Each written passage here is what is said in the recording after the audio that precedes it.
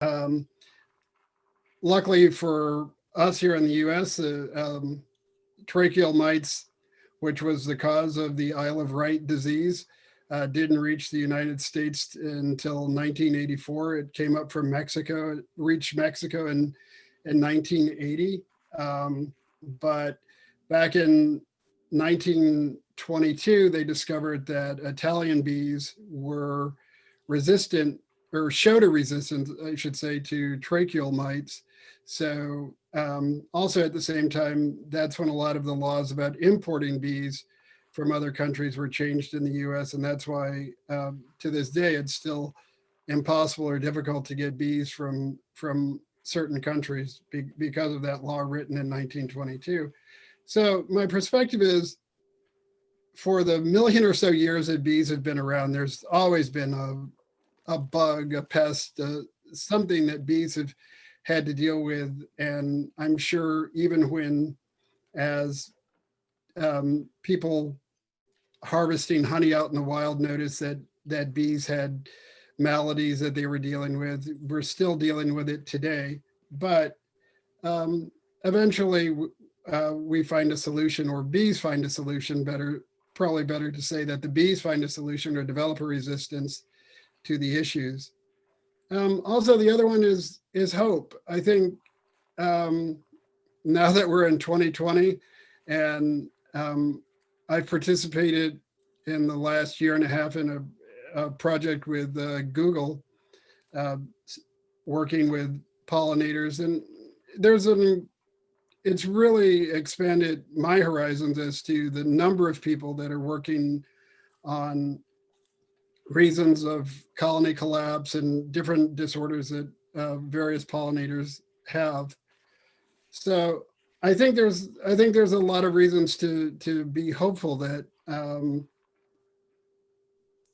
things will improve for beekeepers. I think one of the most promising um, efforts on the horizon is RNA interferons that people are working with, which are um, potentially going to replace a lot of the miticides and fungicides that are currently being used. That the the pests that they're designed, or the pathogens that they're designed to combat, have developed resistance to. And the other is, I think, love. It was funny because I was talking to someone about my experience with the, the Gilroy Beekeepers Association. And I remember the first meeting that my wife and I attended, and I could barely hear the speaker at the time because we were outdoors at the old city cafe. But what came through was the passion that everyone had for beekeeping. And that was the kind of passion that drew me in.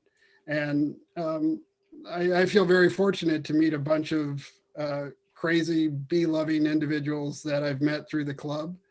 So that being said, again, in my presentation, please don't take it as doom and gloom.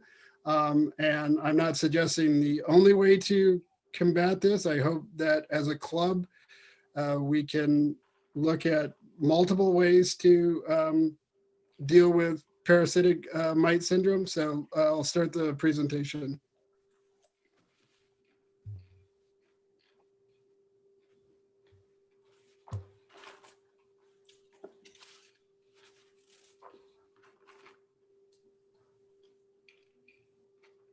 Can anyone see it? Sandy? Not yet. Um, any suggestions? It's up on my screen. You have to choose which screen we should be watching. Okay, hold on.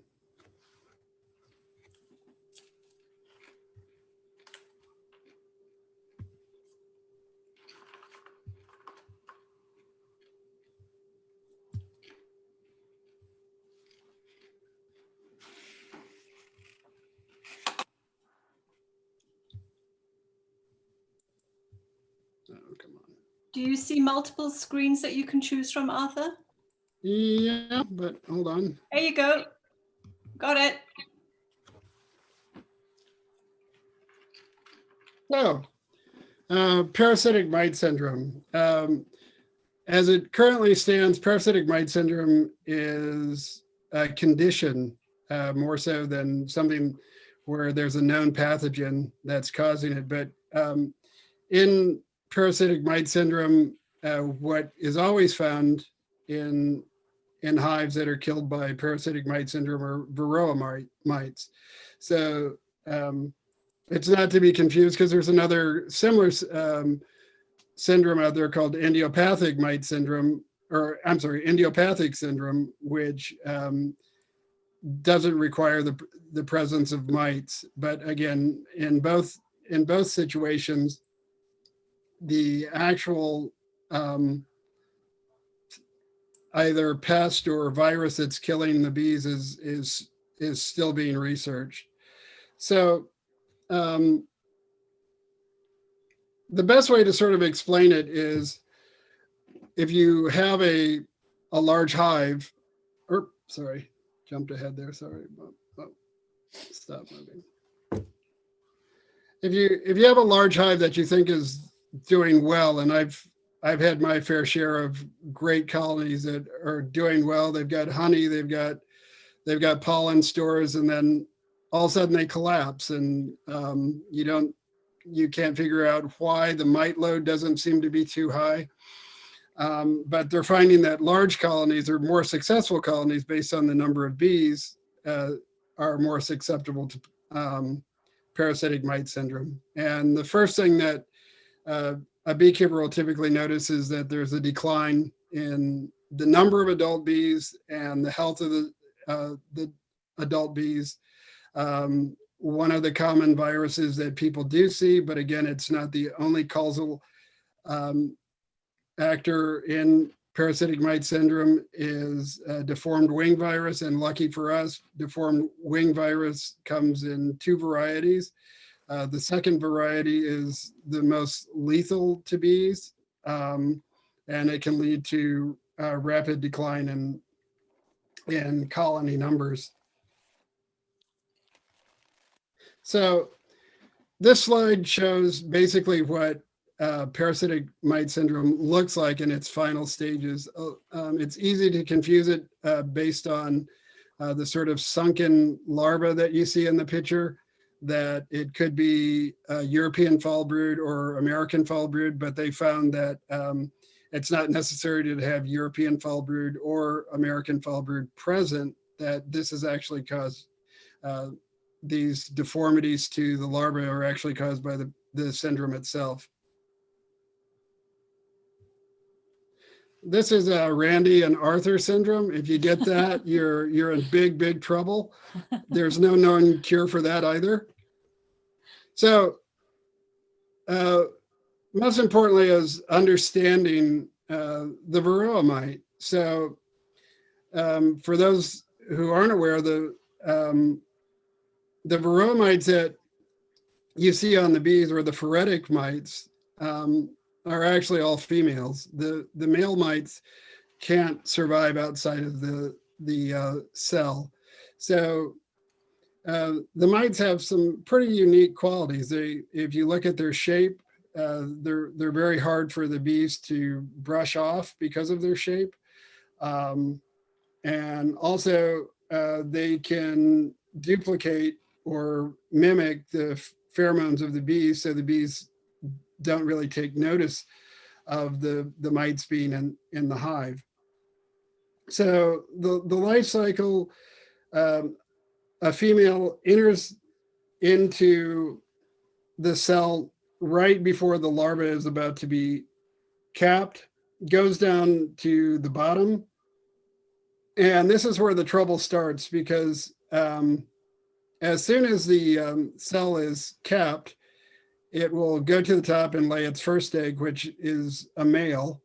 And then after it's laid the male egg, later on, it will lay female eggs.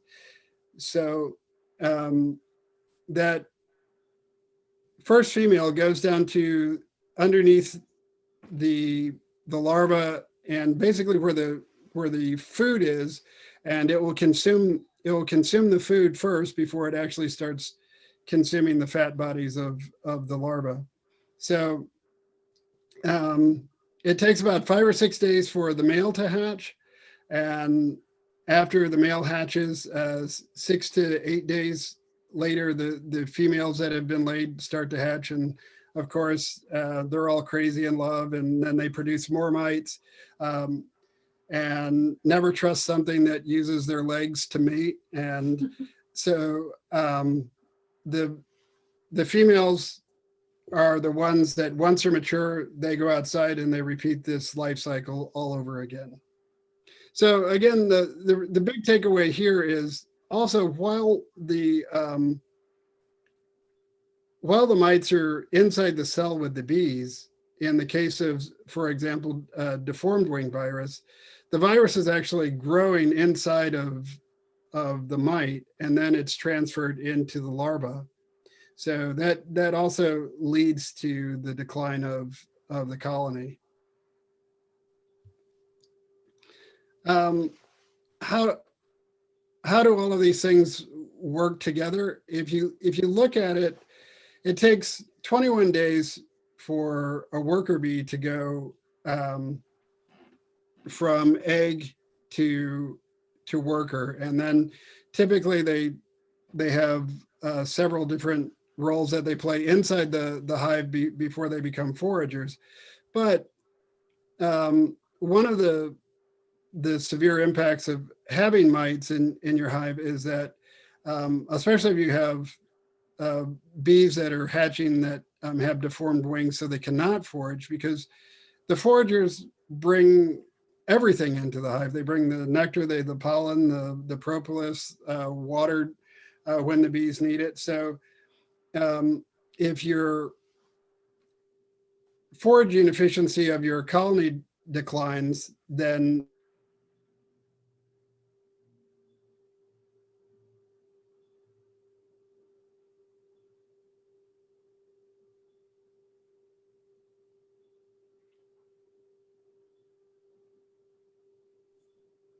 We can't hear you. I can't hear you, Arthur.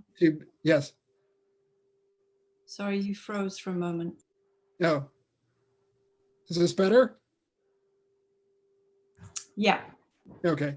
So as the lifespan of the bees begins to shrink, also it forces the bees off of the brood sooner, because they're forced to forage to find food. So your brood area starts to shrink.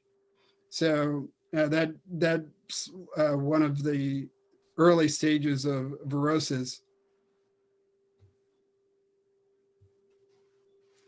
So as beekeepers, how can we prevent issues with bees? Well, probably the first and the easiest is to throughout the year regularly check for your mite levels. There's several ways to do that. Some people do a sugar shake. Some people do an alcohol wash.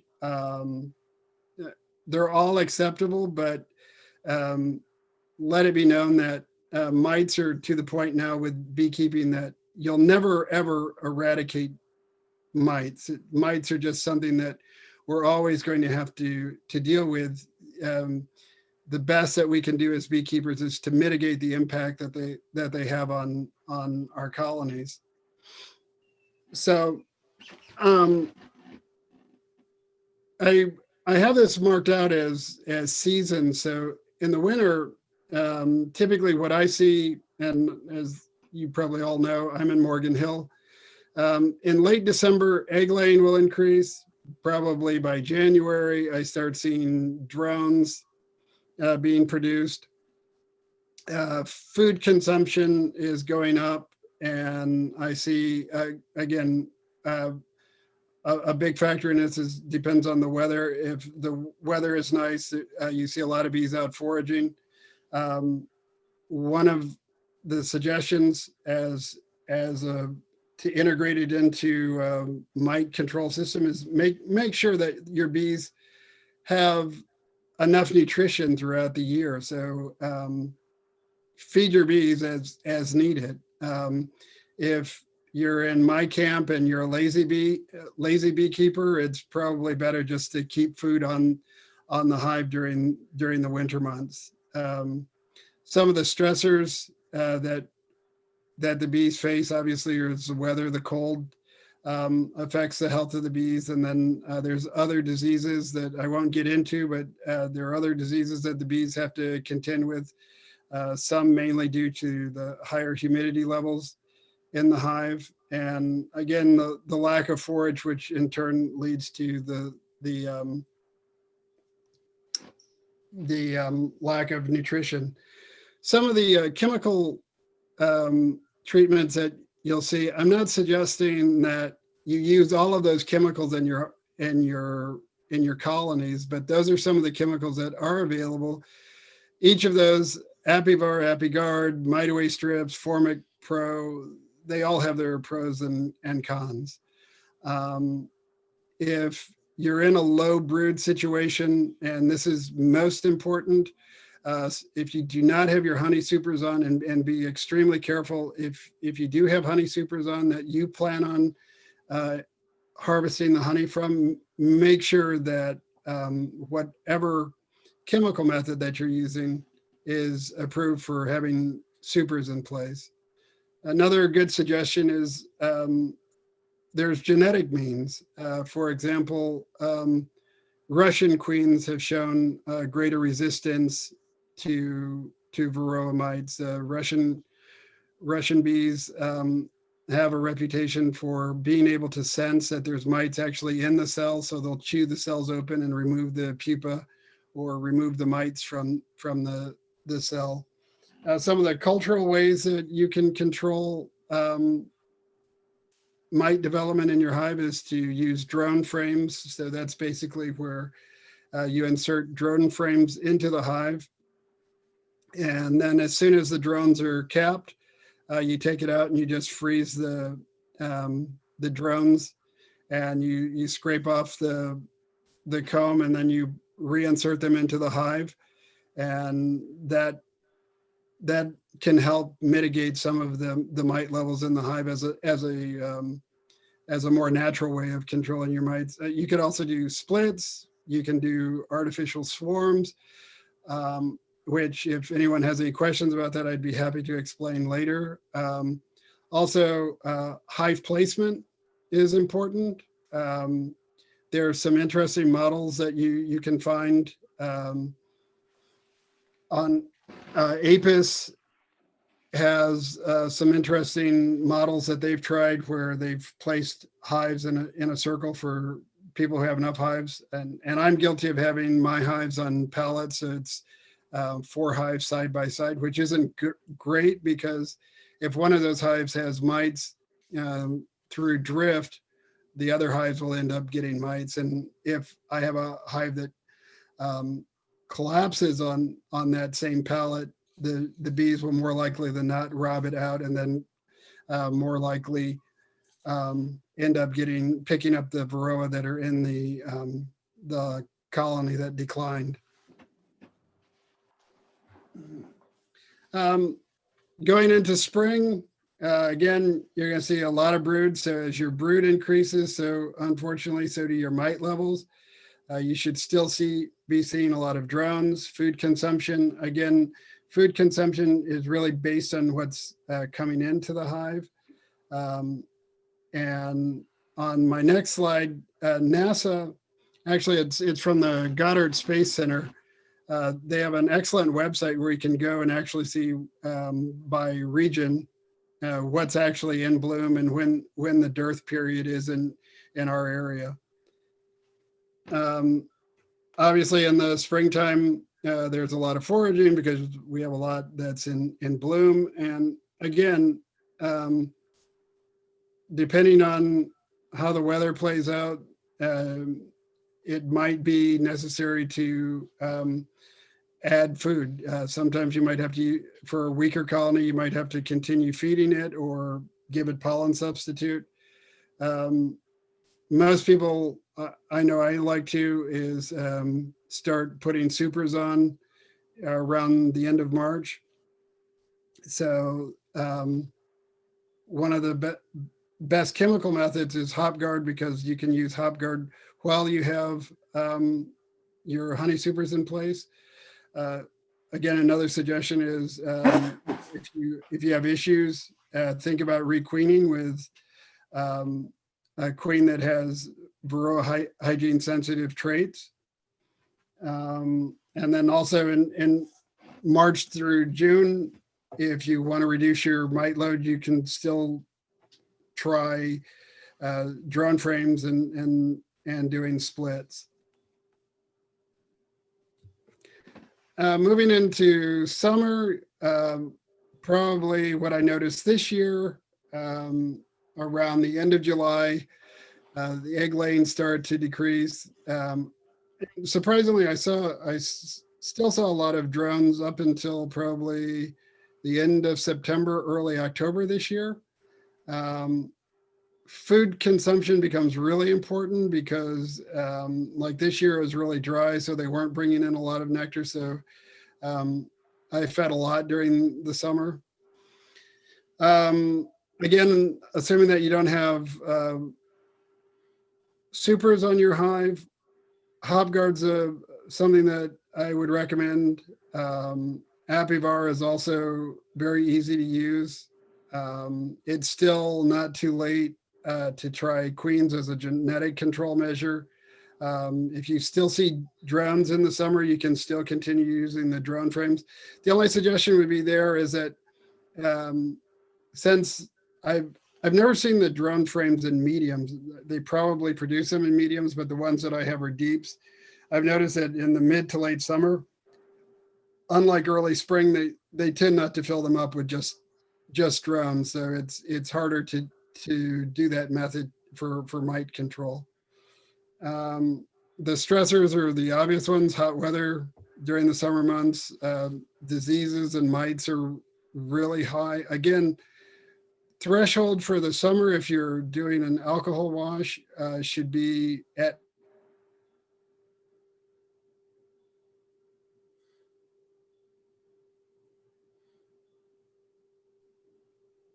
Arthur, you're frozen again.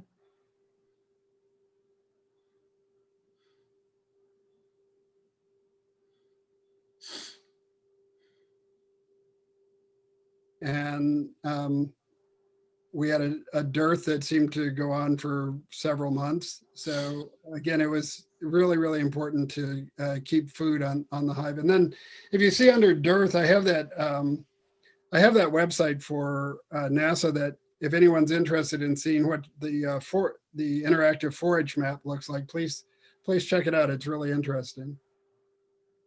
They also include the bloom times for plants in our area. Come on, there you go. So so in the fall, typically what you'll see is less brood. It's really important to weed out your weaker colonies during the fall, marry them together, make sure that your bees have enough food going into winter. You might see some foraging going on. I was out with the bees today and I still saw them bringing in pollen, to my surprise. But very, very, very important in the fall, because your bees that are going into fall are the ones that will take you into spring. So it's really, really important to try to knock down by any means necessary the mite levels in your hive. And again, just make sure that you can do as much as you can to keep your bees healthy during the fall, because it's a really critical time. Weaker colonies will get robbed out, and you really don't want your colonies getting robbed out by your other bees, because there's a reason that they perished. And if there's disease in the colony, you don't want your bees robbing that weaker hive out and then bringing that back and later experiencing the demise of a stronger colony.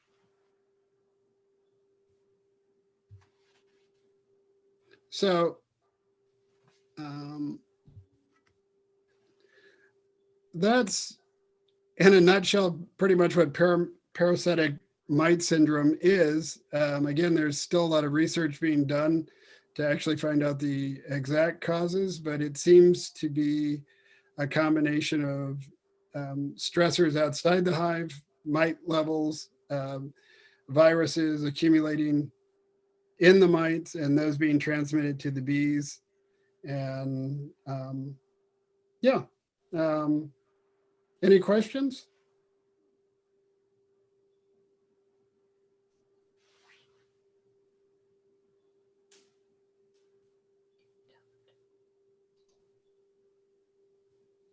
No one fell asleep, did they? Did I miss anything? Wake up. I had a question. Okay. You mentioned RNA interferons. Could you elaborate on that? Interference. Yeah. What are they trying to do? Yeah, what are they? They're trying to find genetic ways to modify the RNA so that the proteins that cause certain functions don't duplicate.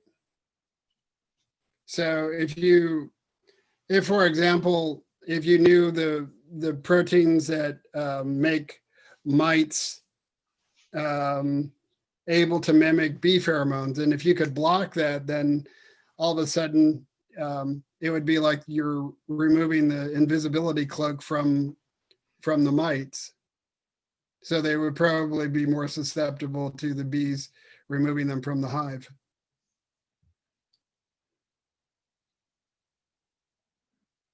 And interestingly enough, a lot of what they're doing with COVID treatment is looking at RNA, from what I understand. I clearly don't understand a lot about it, but I know they've been looking at controlling the RNA and using it basically to trick COVID-19. So I think one of the things I've read is that one of the biggest problems with COVID-19 is that it causes the body to react and overreact with, I think there's something called cytokines in the body. I don't know if you pronounce that right. And those just start overreacting and just, they start attacking the body and just overwhelm the organs of the body in an effort to try to protect it. So, but anyway, RNA research is what they're using to try to create a vaccine, from what I understand. I have a question.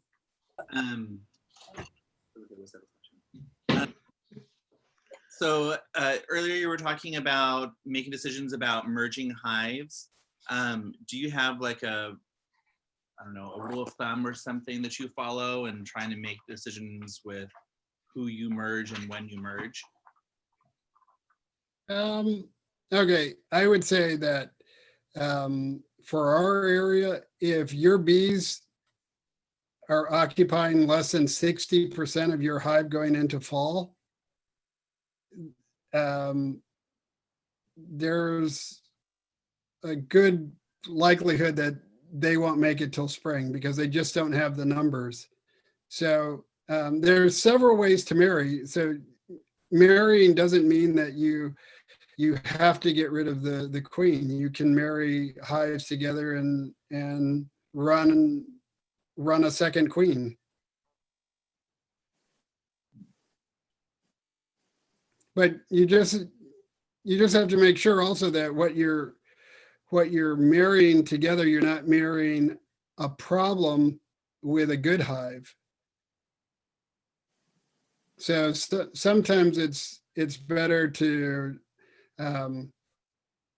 let a hive go, especially in the fall, because you might be transmitting your problem.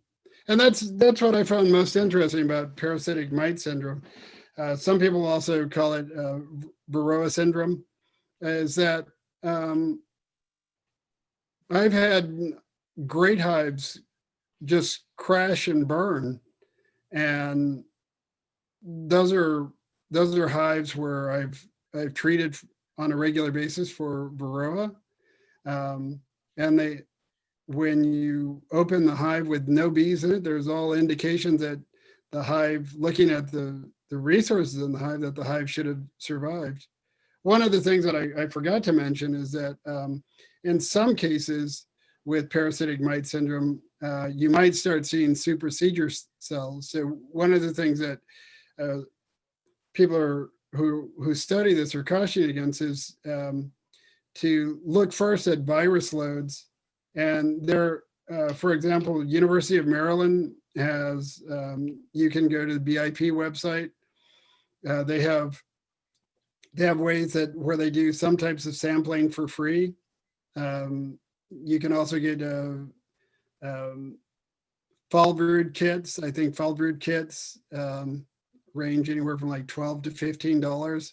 So you can take a sample out in the field. You could slam pan your bees like we did, and take a sample, and it will give you. It works like a pregnancy test, so it will give you an almost instantaneous positive or negative result.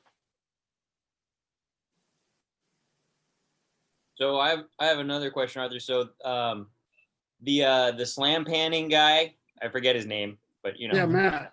Matt, there you go. He recommended treating for mites year round, and he had kind of a formula to do that with different products. I mean, if he's recommending that, that's not going to have an adverse effect on the bees, is it? I mean, I'm sure it's been looked at to where if you're treating your hive, your colony over 12 months, that should be fine. It should be beneficial, right? There shouldn't be any adverse effects.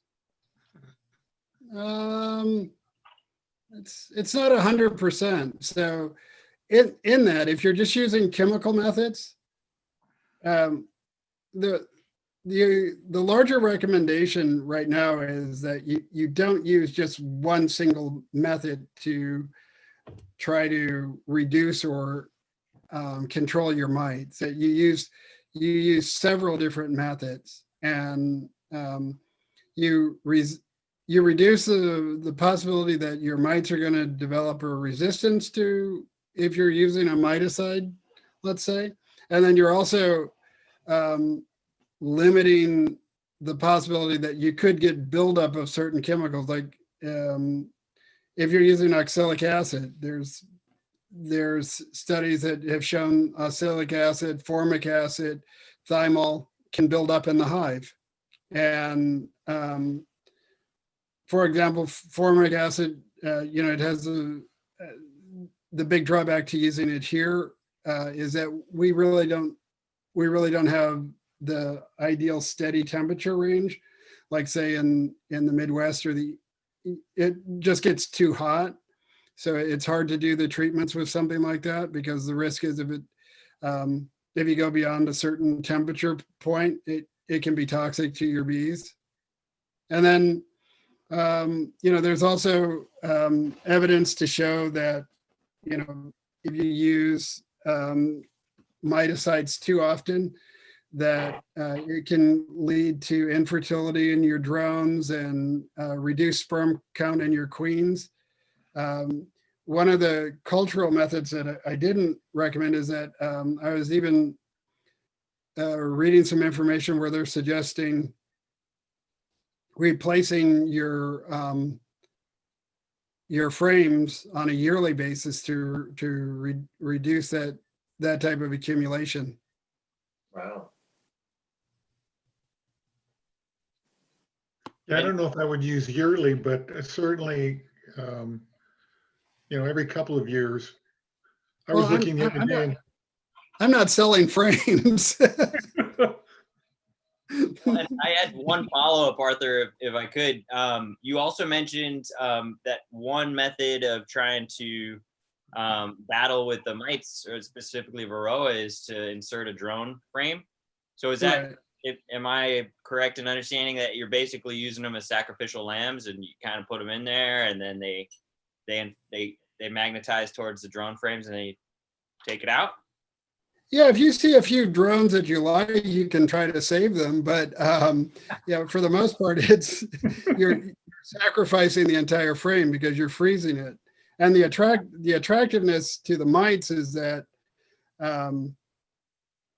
there's more to eat for the mites, and there's also more time to mature in a drone cell versus a worker cell. So you have the potential to make more mites. So if you're going to choose a place to breed, they would prefer to breed in a drone cell, and that's why you hardly ever see mites in a queen cell. There's just not enough time in the 16 days that it takes a queen to go from an egg to an emerged queen for the mites to reproduce. And mites can persist in a colony for months under the right condition. So it's, And they build up exponentially. So yeah. even when they die, they're producing more and more and more to follow on beyond them. Hey, Arthur, Yes. could you post the link to that NASA site in your presentation? Could you post it in the chat, please? Yeah. I couldn't really see it very well to like type it out or write it down while you were presenting, but I'd be curious to check that site out. Hold on. Thanks. Let me see if I can.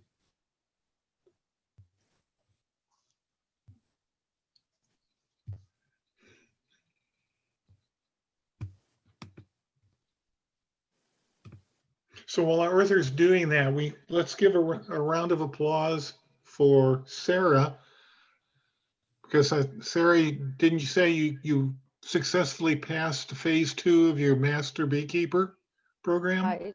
Yeah, I sure did. I got word early in the summer that I passed the written exam, and I've been waiting for the practical exam to be graded.